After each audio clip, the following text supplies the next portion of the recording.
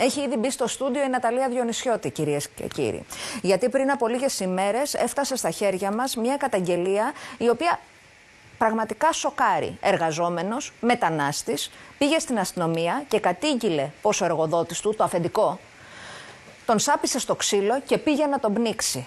Ναταλία, τα λέω καλά, καλησπέρα, έτσι έγινε? Αναστασία, δυστυχώς τα λες πάρα πολύ καλά. Μιλάμε για έναν άνθρωπο 26 ετών, μετανάστης. Ο άνθρωπος αυτός, να σου πω τι ακριβώς συμβαίνει. Εδώ και 2 χρόνια δουλεύει σε μία μπειραρία στην Καλιθέα.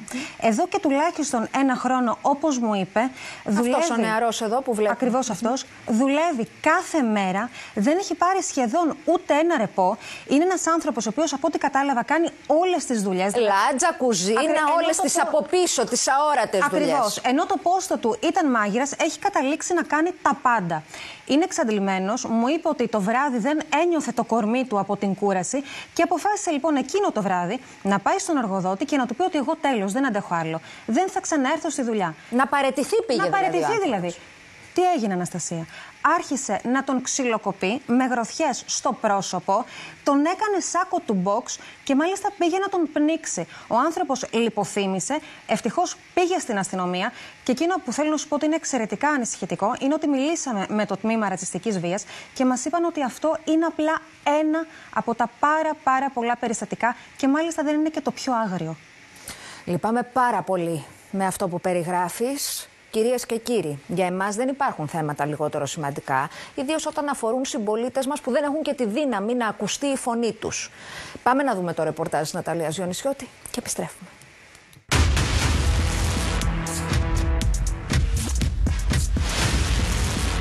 Το ημερολόγιο γράφει 15 Σεπτεμβρίου. Αργά το βράδυ, ο Αμίρ, εργαζόμενος μετανάστης σε μπειραρία της Καλιθέας, χωλάει. Είναι εξαντλημένος. Επί 1 χρόνο δουλεύει κάθε μέρα, σχεδόν χωρίς κανένα ρεπό.